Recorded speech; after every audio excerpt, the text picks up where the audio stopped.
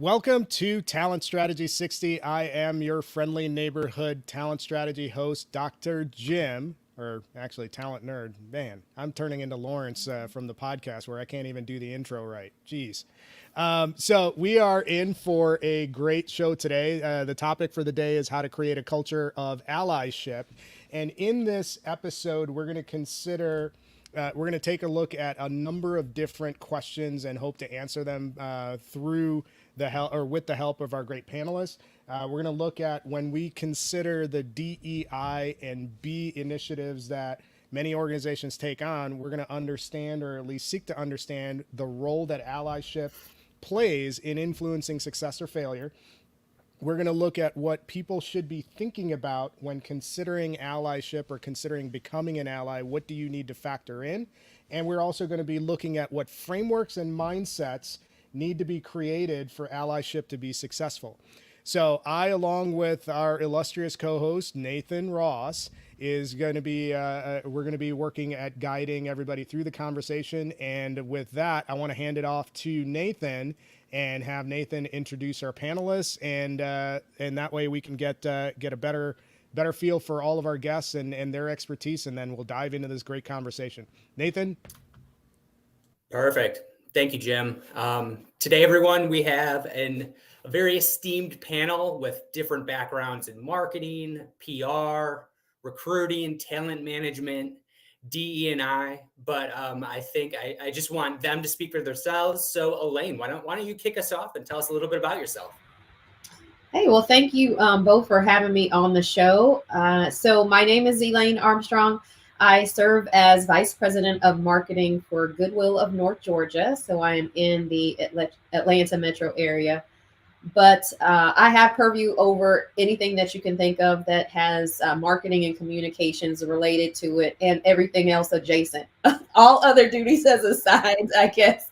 But truly, my team, I lead a team of professionals who do everything from advertising to PR to internal communications to branding to graphics in our mini stores and donation centers, executive positioning, anything that you can think of that is related in that space. I've been at Goodwill for a long time, so 16 years. I have a degree in journalism from the University of Georgia. Go Dogs. I have to say that, and you'll understand why in a little bit. So my background has been in just in communications and journalism. I tell everybody I've been paid to talk my entire professional life. I started at Goodwill in PR, so my role was to tell the story of our mission and to talk about what we did. And over time, I had a great opportunity, particularly for the organization I work with, but as the seat I was in, where I got to build my team, and it has been a great ride ever since. I don't have purview over talent acquisition or talent management or DE&I, but definitely work with my colleagues very, very closely in those spaces that do. I consider myself to be an ally to some key people in the organization, and I have definitely benefited from having allies who have been and had my back in spaces. So I appreciate and am excited about the conversation that we're going to have today, and also interested in learning from others, because I think this is always a time where we bring our own perspectives and information to the conversation, but there's always something that you can learn from somebody else. So I'm excited to be here today. Oh, it's great to have you here, Elaine. Yeah. And thank you for telling everyone about your background. Tessa, I want to kick it over to you next. Hello, everyone. Dr. Jim, Nathan, thank you so much for having me as a part of the conversation today. I'm also very excited to be here. My name is Tessa Carey, and I am currently the head of global talent management for Novellus. And my team is responsible for all of our talent programs, like succession planning and talent review, any of the special talent programs that we're doing globally. And we also just support, we have partners out in the field that execute for us, and we support those partners as well and build tools and resources for them to use to be able to flawlessly execute out in our regions. I have been in HR probably for 18, 19 years now. Most of that time spent on the COE side in talent management. I also went to the University of Georgia, go Dogs. And so, as you can see in my background, I'm a little bit obsessed. But over those 18 or 19 years, talent management has been a passion of mine in terms of recruiting and really moving talent around within the organization. And so this is a very important topic in regards to that. And I wouldn't say that I'm an expert in it, but I have definitely learned a lot over the years of doing this in the corporate arena. So I'm excited to be here. I'm excited to share sort of the mistakes that I made and the things that I learned along the way, and excited to hear from everyone else as well. So thanks again for having me. Oh, thank you for sharing, Tessa. And Kevin, how about we kick it over to you? Well, thank you. Thanks for having me, Nathan, Jim, and it's definitely a pleasure to be here. My name is Kevin Walters. My pronouns are he and him. I currently reside in Las Vegas. I can't believe I have to follow up these, two UGA dogs. I did not attend UGA, first of all. I attended Florida State, and we never played you when I was there. But go Noles. Right. But I am the head of diversity and inclusion solutions for HCM, SaaS-based software company called Silk Road Technology, which is based out of Chicago. A couple months ago, I worked for a company called Intello, which we merged with Silk Road Technology. And my role is to currently lead all internal and external D&I initiatives. The thing that's most exciting about what I do is that I really get to make an impact across the board. I work with sales. I work with the product engineering team. Report as part of the executive team. I report directly to the CEO. And I partner with my other executive leaders in making sure that we truly try to embed DEI best practices and initiatives across all lines of business for our internal initiatives as well as our external customers. So 24 years of experience. My pedigree background comes straight out of recruiting. I want to say straight out of recruiting. It sounds like a song, but in talent management, sourcing, recruiting. Also an author, speaker. I literally just did a talk 2 nights ago. It's all getting blurry, with one of your local chapters in Atlanta called BDPA, Black Data Processing Association. I spoke to this group about allyship. So it's coincidental. We were just talking about inclusion, allyship culture, and here I am back again today talking about the same thing. And yeah, I'm looking forward to talking with the group here, Tessa, Elaine, sharing best practices and engaging in some meaningful conversations with the group. So I appreciate, thanks, Kevin. And I appreciate Kevin, Elaine, and Tessa joining us today, and also setting the stage a little bit in terms of their expertise and their experiences. I think one of the things that was really interesting about what you said, Kevin, was you mentioned 2 things in your intro. You care about making an impact, and one of the things that you're focused on is embedding DEI into organizations. So as a DEI leader for Intello and Silk Road, that is the right worldview. And what's interesting is that depending on how you choose to look at things, Nathan and I are both with Circa, and we are an end-to-end talent strategy solution. So in some ways, people can look at, well, why are 2 quote unquote competitors sharing a panel together? And that's not really the mindset that I come into things with, and it's certainly not the mindset that Kevin comes into things with, because the object of the exercise is to make an impact and advance these issues forward so that we can create a better environment for those that come before us. So the question is, what sort of legacy are you leaving as you move forward in your career and in your life path? And I think that's the right worldview. Well, at least in my opinion, that's the worldview that informs kind of how we go out in the world. So thanks everybody for joining. Now, what I want to do is kind of set the stage a little bit. So we know that organizations to varying degrees are at different stages of their DEIB journeys. And what's interesting when you observe these journeys, you have some organizations that are kind of doing the check the box approach to that journey. Here, let's do what we need to do to make sure that we don't get in trouble, and we do what's necessary so the optics are right. And then you have other organizations that are really looking, to Kevin's point, embed DEI across all levels of their organization. And that has some pretty significant impact, whether you take the, what I'll call performative approach, or whether you take the embedding approach. That has some impact and some pretty significant impact to your overall talent strategy. So I want to open the discussion with this question. So if you're going to take an approach to DEI, what is the impact that you can expect when it comes to finding and retaining your people from a talent attraction perspective, from a progression perspective, from a development perspective, and a retention perspective? Why is DEIB critical to your talent strategy, and why does that need to be central to any initiative that you move forward and you're advancing? So I think we'll have Elaine tackle that question first. Yeah. So again, I think it really, because I don't run this space, but here's what I would say to answer your question.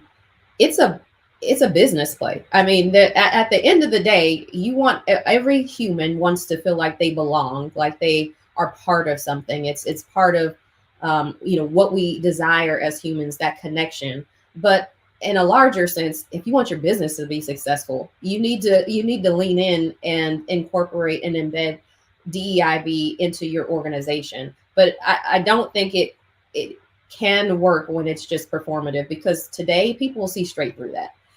Particularly if you are an organization that espouses diversity as a value, or you espouse that you are that you are inclusive as an organization, but you don't act that way, people will see exactly right through that. And the other thing is, you will end up with issues. So one of the things that I am always on the lookout for, and sometimes I think I'm a little bit of a glass half full type of person, but I'm responsible for the organization's brand and reputation. I'm always looking for issues where they could come up, or where there might be a potential. So if we're not doing the things as an organization that we say that we're supposed to be doing, we're not behaving in a way that we're supposed to be doing, that is a surefire way for team members, for potential team members, for other organizations to look at us, and they will talk about it. I'm always very careful when we're talking about and looking at, the world around us, particularly social media, and how our organization and our reputation is played out there, because again, that might even precede us. So before we even try to recruit anybody into the organization, there are forums that we have, employees that are talking about us, and what are they saying, and how is their experience? And so we want them to share all the positives, but they will definitely share the negatives. And so when those two things aren't in alignment, it will affect your organization, no matter whether you're trying to retain employees or whether you're trying to recruit employees. And then the other thing is, if you have employees who don't feel like they're connected and involved, and team members who are just not part of a team, or don't feel like they're part of a team, they're not going to perform the best in their role. They're also not going to be a team player. So you can think of any sports analogy. You can look at any team, and you can see, and I'm an NBA fan, so every time I talk somewhere, I always have to talk about the NBA. But I will tell you, anybody follows the NBA, and you can look at the Lakers right now, because I'm a LeBron fan. So I look at the Lakers, and you look at the conversation around Russell Westbrook, and you look about, or just any individual player who's not necessarily performing at their level, or you hear the analysts and they talk about there's not chemistry, there's not, somebody is not feeling it, and you can see it out on the court, you can see it out on the field. It's the same thing in the workplace. You will feel it, you will see it, and those individuals who are not necessarily feeling connected, or the team is not bringing them in and ensuring that they feel connected, it's not going to, at the end of the day, the business is going to suffer for it. So absolutely, I think it has to be part of it, but not just performative, because that's only a performance. A performance is only going to last as long as that show lasts. Everything else is going to last beyond that. So you said a lot there, Elaine, that's really strong in terms of a point of view, but there's a couple things that you mentioned, at least the way that I heard it. One, you mentioned that most candidates and employees are going to see through any sort of performative exercise. So that seems like a no-brainer, but I want to put some data behind it. When you look at the largest segments of the employee landscape, so millennials and Generation Z account for the biggest cohorts of the current employee landscape. Those cohorts, I think it's somewhere in the neighborhood of 70% or more, are making their join and leave decisions in organizations based on the organization's commitment to advancing DEIB initiatives. And that, you open by saying, hey, it's an economics play. It's a pure bottom line business play. And you're absolutely right. I want to have Kevin kind of share with us his input and his insight from what he's seen throughout his career. Some of the contrast between organizations that take, sort of a superficial approach versus a really embedded DEI approach, and what that has meant in terms of in areas of retention, development, and in those specific areas, because there's definitely a bottom line impact. Yeah, absolutely, Jim. And I think Elaine touched on several things, but to expand on that, when you look at companies that have been more performative versus authentic when it comes to allyship, just the nature of being performative means they're just focused on really themselves. It's not about benefiting these underserved communities. It's about the PR. It's about maybe they haven't been called out or sued prior, or not having maybe it's just lack of the tools or having the mechanisms to actually be more authentic.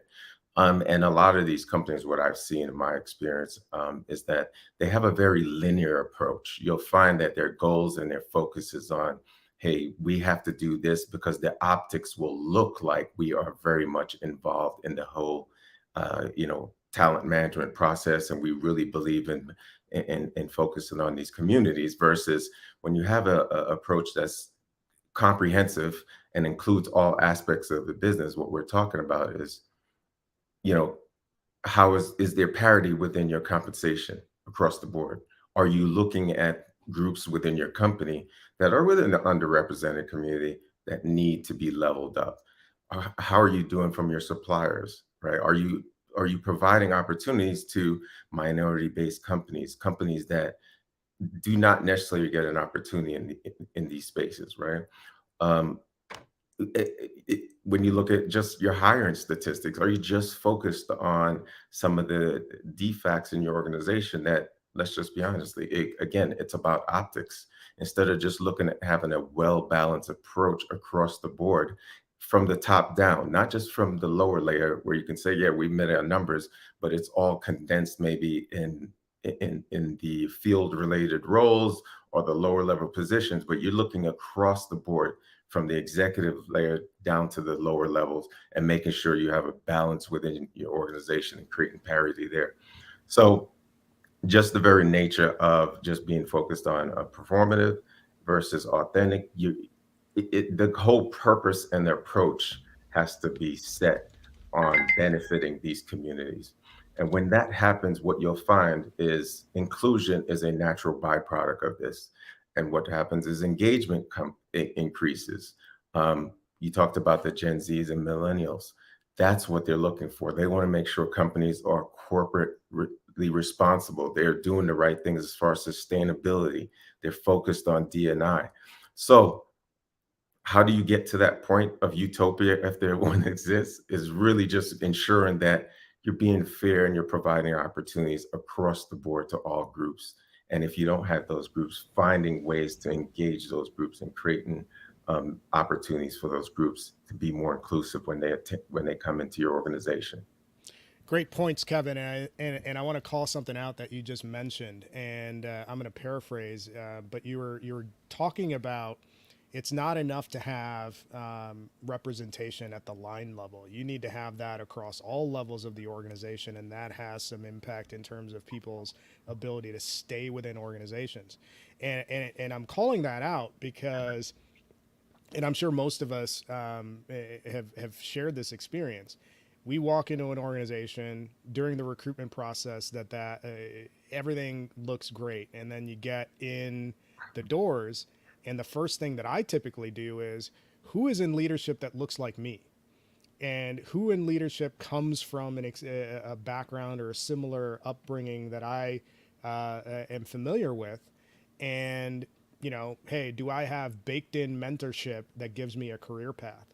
And the reason why I call that out is I think it's the person on this panel that aside from Kevin, who has a view into those sort of answers is Tessa. Tessa, you've been in the HR space and you've handled it from an end-to-end perspective, but a big chunk of what you've dealt with in your career is career progression, succession planning, upskill, reskill, all of that stuff is impacted depending on how you're represented across the organization. So tell us a little bit about what you've seen when organizations that truly embed diversity across their organization, what's been the impact as far as employee development in general is concerned?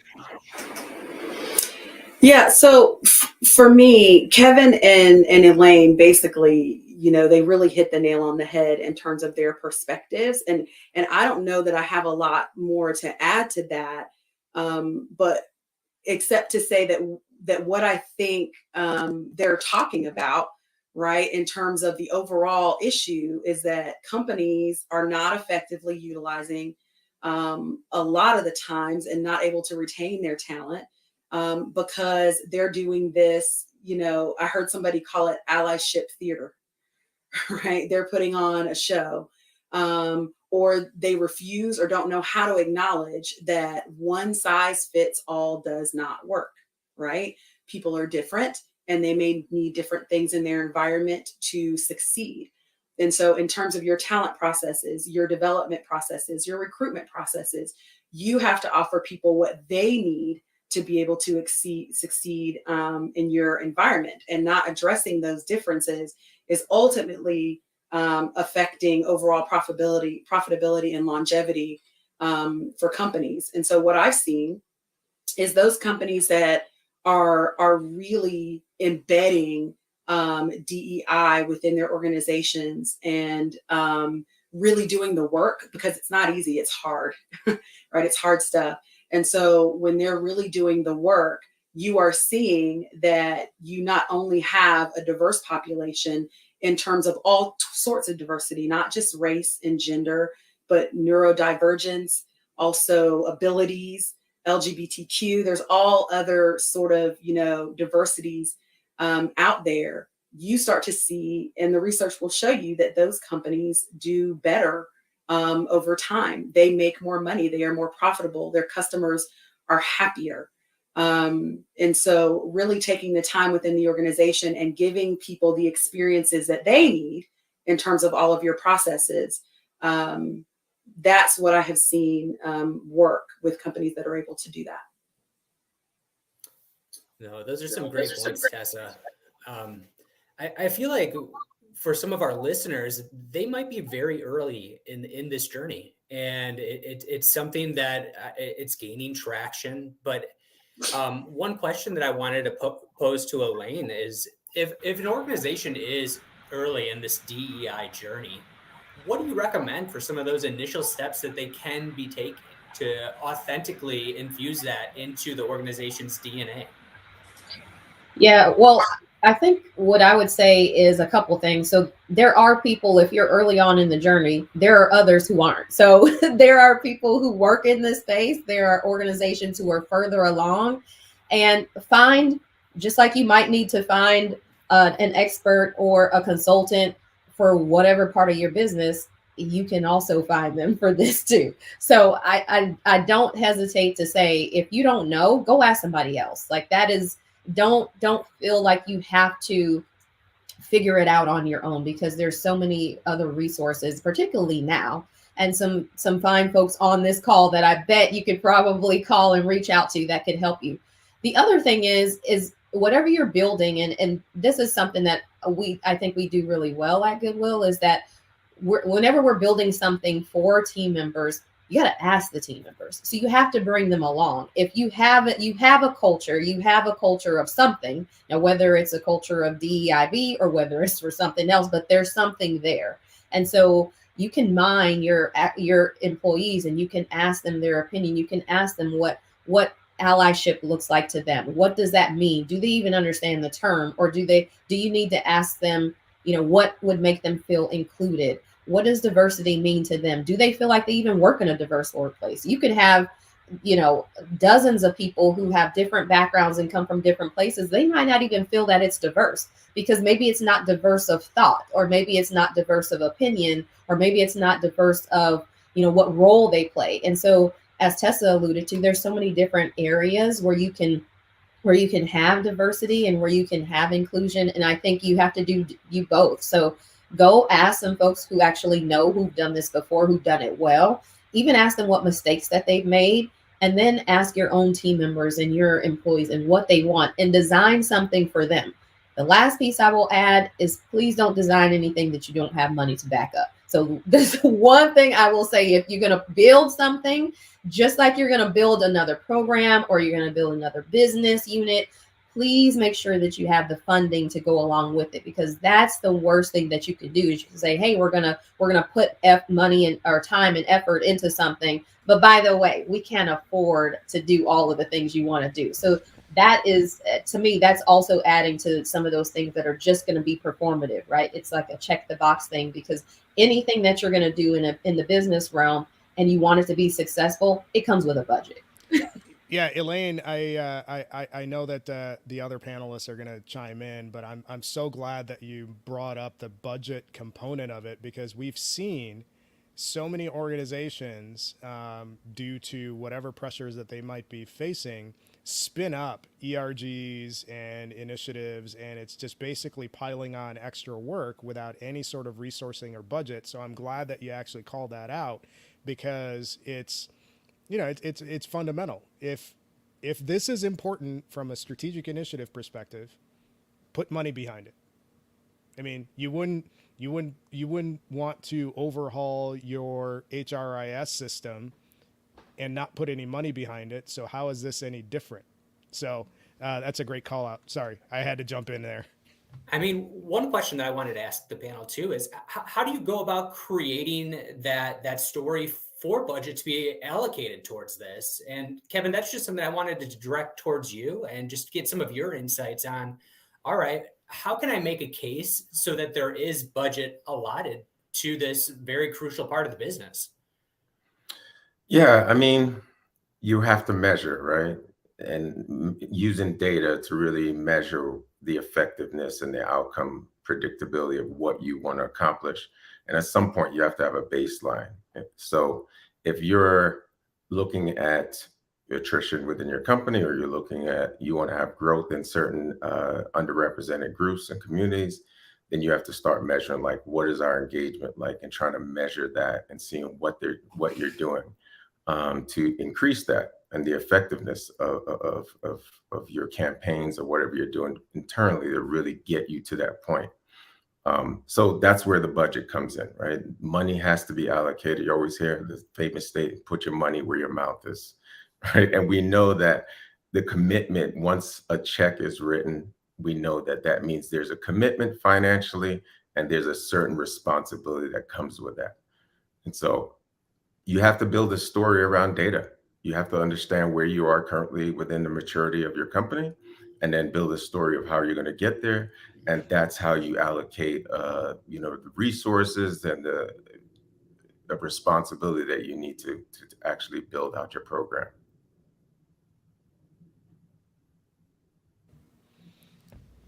Thanks for sharing that, Kevin. I want to transition a little bit. So I think one of the things that's important to establish is that when we're looking at DEIB initiatives, each of those is a standalone initiative that you have to build a program around. I think those folks who are more expert in this space than I am have often mentioned that, you know, each of these needs to be taken as a standalone initiative to drive that forward. My question, or the thing that I'm wondering, is when you look at driving these initiatives forward and defining out, or at least putting them in a position to be successful, what role should allyship play in advancing these?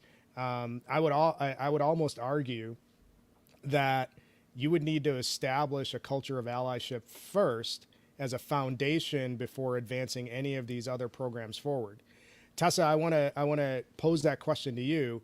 How would you respond to that sort of hypothesis or argument that before you can advance DEIB initiatives forward, you need to establish the reason behind it and establish a culture of allyship to make that successful? So, you know, I actually agree with you. And I think it's even broader than that. I think you have to establish a culture of inclusion, and allyship is a part of that. Right. So those things definitely need to be messaged. And they need to be messaged in a way where people when I think about allyship, and it almost goes back to something Elaine said a little bit earlier in her last response about messaging.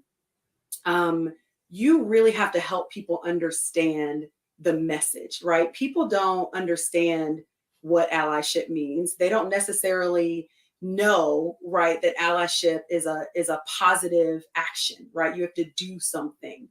And this action is consistent over time. So, you know, being an advocate and posting on social media during a media firestorm, that's not bad, but it's not allyship, right? And then you also have to help employees understand that anybody can be an ally, right? You have to understand the places in which you have power and privilege, and then advocate for someone who doesn't have power and privilege in that area. So, you know, I'm a Black, able-bodied, heterosexual, educated woman born in America. I speak English as a first language. So there's a lot of places where I have privilege, and then I can advocate for someone who might not, who maybe has a disability, or who's LGBTQ, or only has a high school education, or speaks English as a second or third language.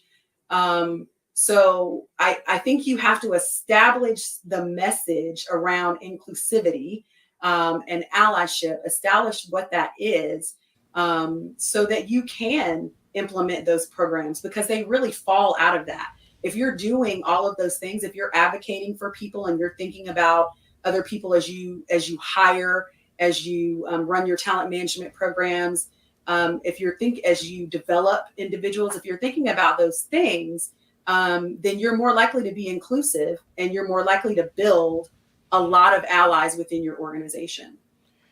You know, there's, you know, Tessa and Elaine too. I've had both of you on the leadership podcast, and usually with every sentence, there's like 3 or 4 things in there that I want to go on, but due to constraints of time, I'm kind of limited. But you said a couple of things that I feel is really important in your answer, Tessa, and I love the call out that you did about, you know, for you to have an allyship culture, you need to make sure that you're doing the necessary work to make sure everybody feels included. There was something that you mentioned that I want to pose to Kevin. And you brought up the concept of recognizing power and privilege. And you laid out kind of the areas where, you know, because I come from this background, I have a certain amount of power and privilege. And the reason why I latched onto that, Kevin, is that whenever, in my experience, whenever you start talking about power and privilege, there are people that sort of language can turn off and shut down the conversation.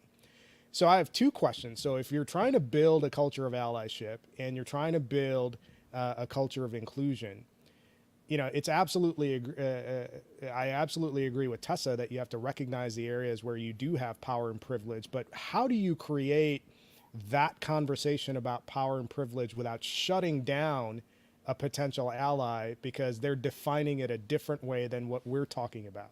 Because everybody, to some degree, has some level of power or privilege depending on context.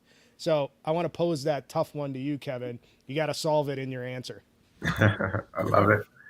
Well, I tell you what, Tessa teed it up for me pretty well, because the very fact that she talked about when you're talking about privilege, and that it's, we all have it. It's not just one particular group. We hear a lot of terms like, and we typically talk about white privilege, because that is the dominant group that has the power and influence behind their race, right, or gender.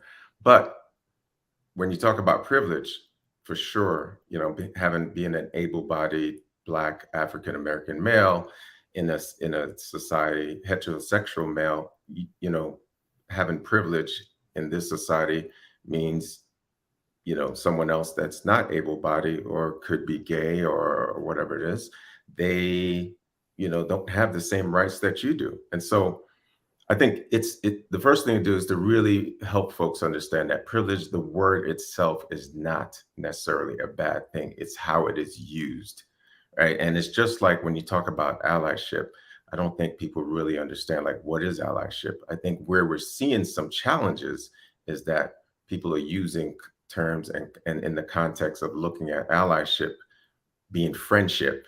Right? Just because you have friends in certain demographic groups does not mean that you're an ally. Just because you like certain people, you have dinner with certain people, that does not make you an ally. So privilege, allyship, let's first back up a little bit and try to understand, like, exactly what does that mean in the context.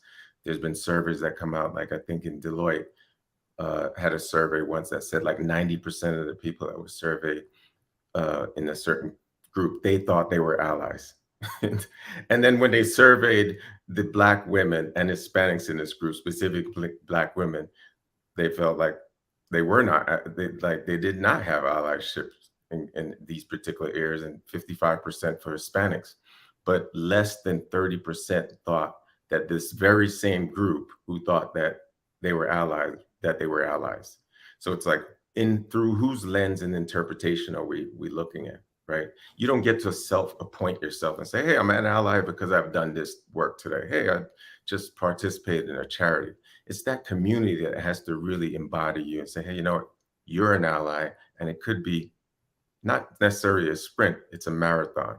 And that's where I think we really need to flesh out some of these definition and loose terminologies that get thrown around and people self-appoint them. Those are really good points, Kevin, and I'm glad that you brought it up. And I'm thinking about it from a global perspective. I think if you want to talk about privilege and power, anybody that is generally in a Western developed country has a level of privilege and power that is largely unknown to the broader world. So the question becomes, do you have a responsibility to lift up the broader condition, or are you kind of going through life or going through the world just in it for yourself? And I think that's another perspective that we often don't ask when we're entering into these conversations. Now I know that Elaine has been head nodding through, and I wanted to make sure that she's got an opportunity to kind of share some of her insights on the conversation, or take the discussion in a completely different direction. So Elaine, floor is yours. Yeah, no, I just put in a chat. I am a head nodder, so if you hear me, if you see me nodding, it's because I'm like, yes, more, Kevin, more, Tessa. But I totally agree with what they have both said, and I think sometimes, in my opinion, and being a communicator, some things are just overcomplicated. We get these definitions, we get these terms, and people don't understand what they mean, or they misconstrue what they mean, and then people use them, and then some people weaponize them, and so then you don't even know what you're talking about. So I think, simply put, if we can get folks, to your question, Dr. Jim, who might shy away from or might think, oh wait, power and privilege, yeah, I don't want to go there. Simplify it for them. There's something that you have that someone else doesn't have. I'm short. I'm like literally 5 feet, probably close to. Some folks are taller than me. If every cabinet in that office is set to where you've got to be 5 feet or taller, I'm sorry, I don't have the ability to reach things up there. So some things just need to be super simplified. And if someone has ability, power to, hey, we're going to get step stools, or we're going to actually lower the cabinets, we're going to put this copy paper on a shelf that actually is accessible to not only you but somebody else who uses a wheelchair. It's there's some things are not that hard. I do think that, yes, the heart work and the head work sometimes can be challenging for people who have, particularly when it comes to race, or particularly when it comes to some of these other things. But if you break it down to something simple and say you can actually be an ally in this area, I'm oversimplifying the height thing, but just in terms of making it accessible and tangible, and then saying these are things that you can easily do, show them the pathway. So I feel like, because there's so much conversation around, and again, and to me, I think so many things now with social media and just the way politics are, they've become weaponized. People don't really want to embrace these terms that really should be positive things and that can move our businesses forward and actually just move us forward as better humans, because they have been used in adverse conversation or adversarial conversation. So I know that Nathan's going to chime in with some additional questions, but I don't want to let the short conversation go, because, like, you know, we're right aligned. So I'm never going to cut somebody off for advocating for short people, because I am a member of that club. So I can totally relate to the step stool issues that you were referencing. So Nathan, floor's yours. Oh, absolutely. Absolutely. And Tessa, I wanted to bring the conversation over to you and just start to discuss some of the most effective ways to build a framework around creating a culture of allyship, and just wanted to see some of your insights as well on this. Oh, and Tessa, you're on mute. If I had a nickel for every time somebody said that to me. Sorry about that, everyone. As I think about, framework building, and really the steps that you should probably take as you're thinking about allyship and really trying to embed this in the organization, Kevin mentioned it earlier, and it's probably the first thing I would say, is that allyship is not about you, right? It's about the marginalized communities and people that you're trying to help. And then Elaine mentioned also this in something that she said, which is just about listening, right? Listen with empathy so that you can gain awareness. Because if you don't have awareness and you don't understand what the issues and the problems are with these groups of people, then you're not going to really be able to put forth actionable solutions that are going to be impactful and helpful, right? And then the third thing I would say is take action, right? If you are hearing from someone that there is an issue, that the copy paper is too high, it's easy to be an ally to them and to move the paper down so that they can get to it, right? Or really even just to think about it ahead of time.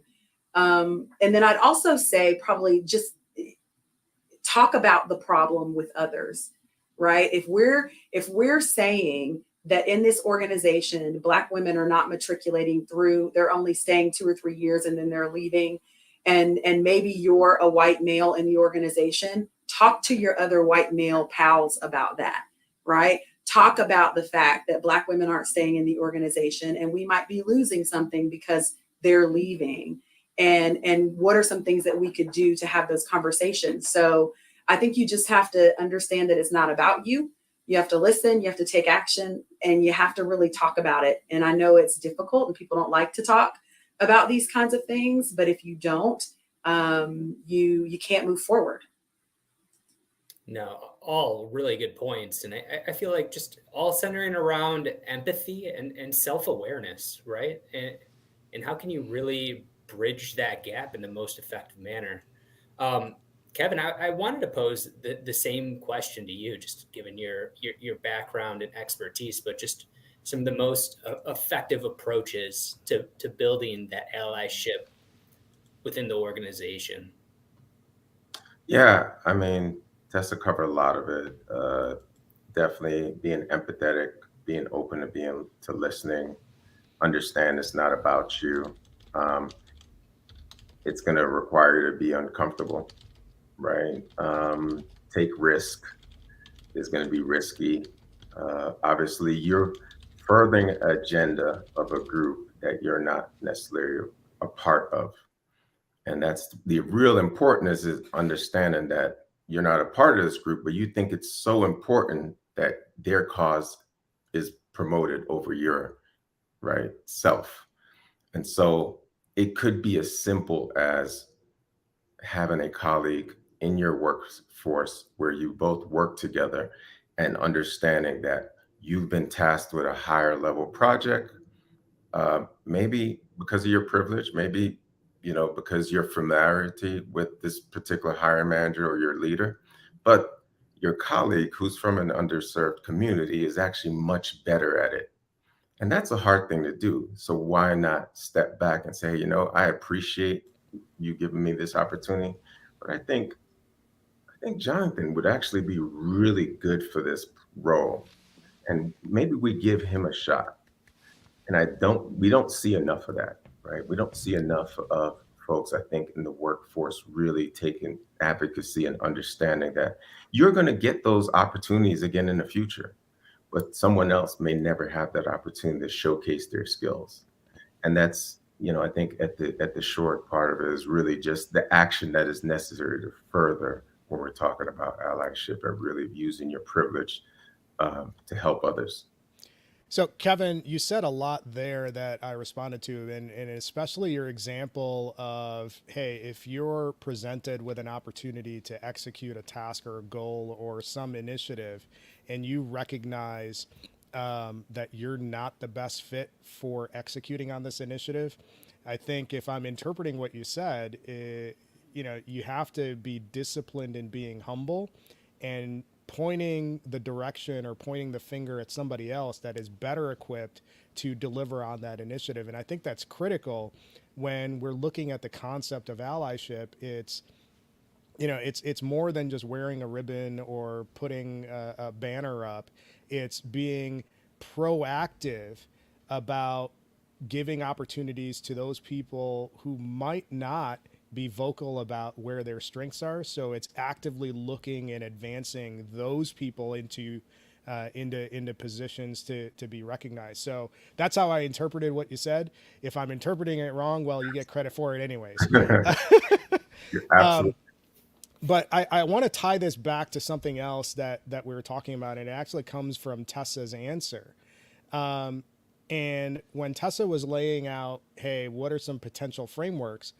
And this ties into something that you had mentioned, Kevin, earlier, which is let the data inform your decision making. And Tessa was making the point of, if something is happening, you have to be in a space where you're consistently asking, why is this thing happening? And what does the data show?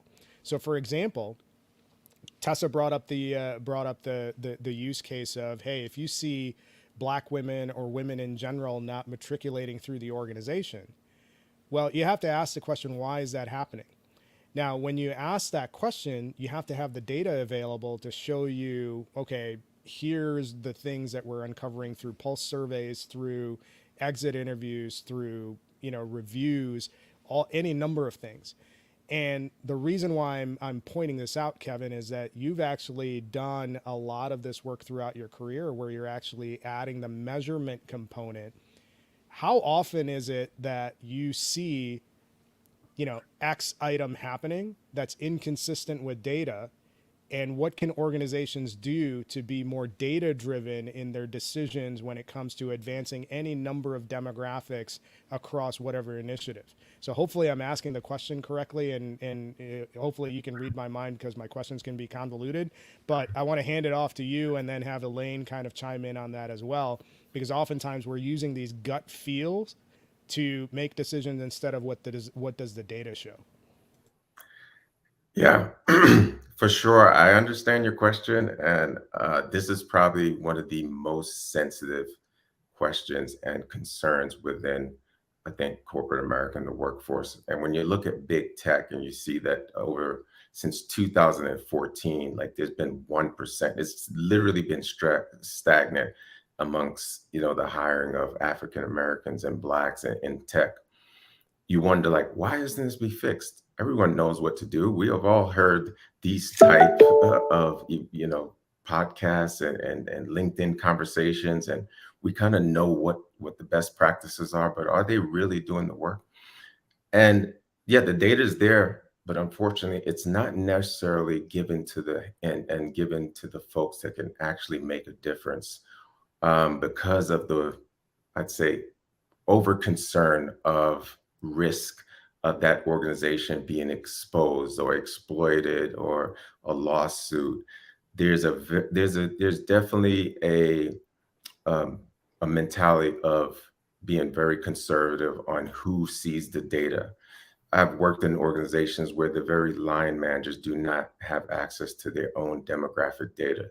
So how can they fix the solution? They just can't.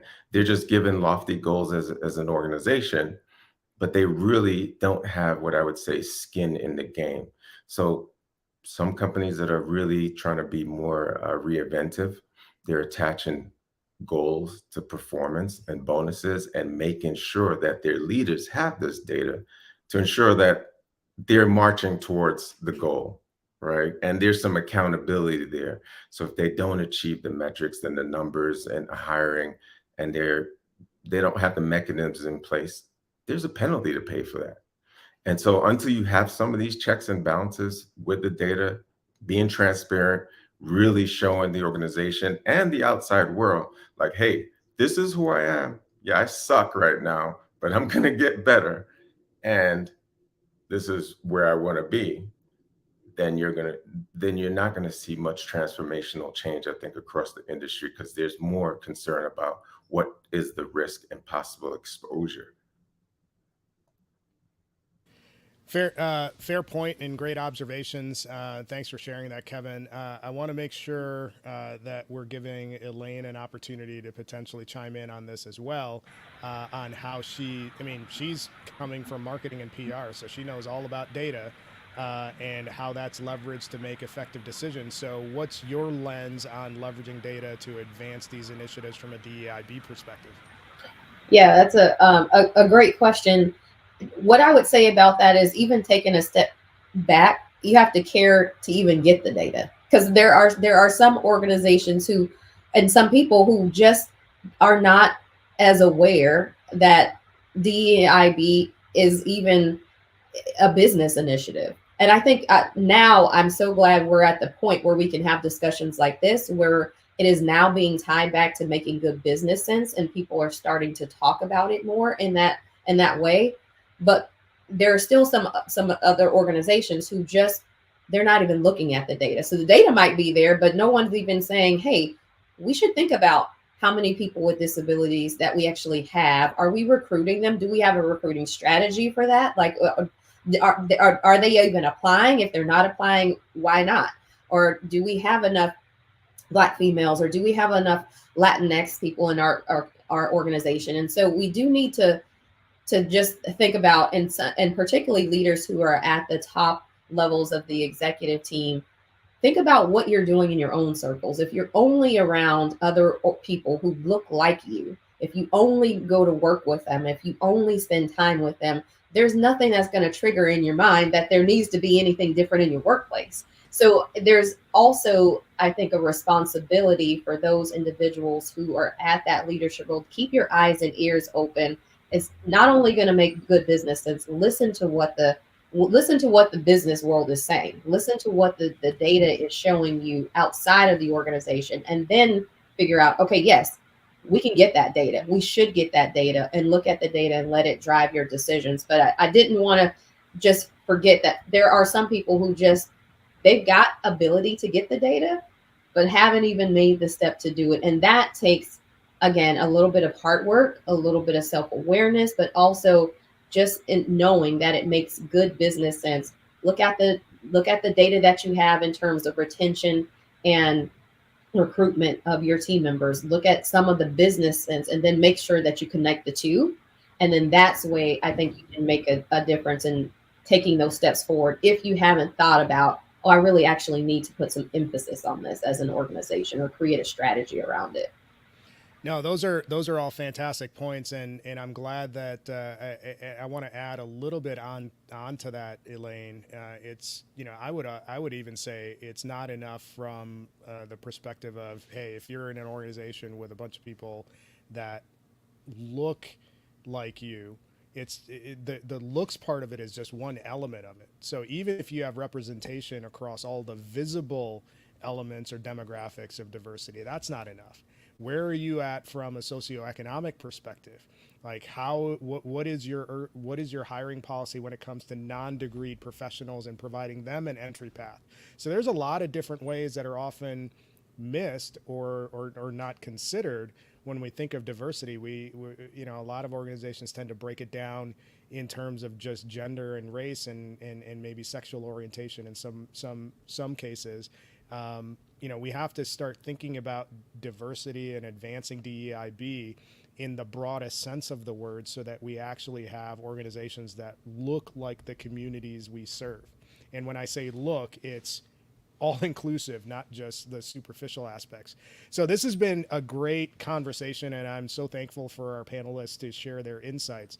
Before we sign off, I'd like each of you to share one key takeaway from this conversation that you'd like to leave the audience with, that they need to consider when they're looking at advancing allyship within their organizations. And so, two-part question. I'm notorious for those. And I want to make sure that you are telling folks where people can find you. So, Tessa, go Dogs, you're up first. What's your number one key? What's your key takeaway that you want to leave with the audience, and where can people find you? Go Dogs. And I would say that really the key takeaway for me is one size fits all does not work. Apply that to your talent processes, to your hiring processes, to your retention processes, to your life, and you will be a person who is inclusive and who is practicing some form of allyship. And then I already forgot the second question. What was it? Second question is, where can people find you? I know you're on TikTok. I am not on TikTok, but you can find me on LinkedIn under Tessa L. Carey. If you have any questions or want to reach out about something that I said, please feel free to reach out. Awesome stuff. Kevin, same two questions for you. And I'll preface it by saying, go Knowles. I'm not going to do the tomahawk chop, but you know, whatever. I grew up in the Bobby Bowden era of Knowles fandom, so I'm with you there. So Kevin, the two questions: one key takeaway, and where can people find you? Yeah, it's not about you. Like I think that's the theme that we've been saying, and to use your privilege to really help those from underserved communities, and being empathetic. You know, understanding that empathy is going to be necessary. It's hard work, you know. So I know I gave a couple, but those are really, to me, some of the key components. And of course, I'm in Las Vegas. That's where I reside. But you can find me on LinkedIn. You go to my LinkedIn page or my company page, which is topdeiconsulting.com. And if I'm not any of those two spaces, I might be having a talk somewhere or speaking somewhere, or just reach out to me. I'd love to engage in these conversations. You might find Kevin on TikTok too. I'm just volunteering everybody to go on TikTok. So great points, Kevin. And Elaine, we're going to close it out with a Go Dog sandwich. What's your number one takeaway, and also where can people find you? Yeah, absolutely. So yes, Go Dogs, but I will say Kevin stole the one that I was going to take, because I think he and Tessa both said it. It's not about you. So I will add on to that. It's not about you. So go do something about it. So if it's not about you, spend some time with people who aren't you, who you don't know, and that will open insight to start conversations to maybe change your perspective in your mind about some things that you haven't thought of before, or provoke you to ask a question. And so that's what I would leave people with. You can find me online. I am not on TikTok, but will be really soon because we're rolling out a new social media strategy internally on TikTok. So I will be there very soon. But I'm Elaine Armstrong pretty much everywhere. So on LinkedIn and all the other social media platforms where the creativity did not come into my social media handle. So it's just pretty much straightforward there. But love to connect with anybody. Awesome stuff. Thanks, Elaine. I really love the fact that you ad-libbed like a good PR person is apt to do.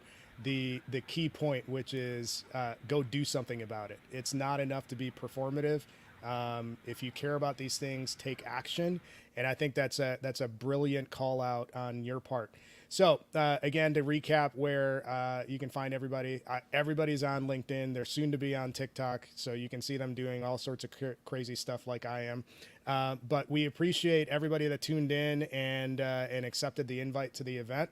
If you're looking to track down Nathan and I, we are both on LinkedIn. We are also both on TikTok, for real. And you can obviously find us at Circa. If you have questions on how to advance any of your DEI initiatives forward, you can certainly reach out to us through Circa or through LinkedIn. If you need a broad set of input, you can certainly reach out to Kevin at Silk Road and Silk Road as well. And we're here to help. So we appreciate you tuning in. Thankful again for our guests for hopping on the show, and we will see you next week with another great topic in the area of talent strategy. So thanks for joining us. Thanks for having us.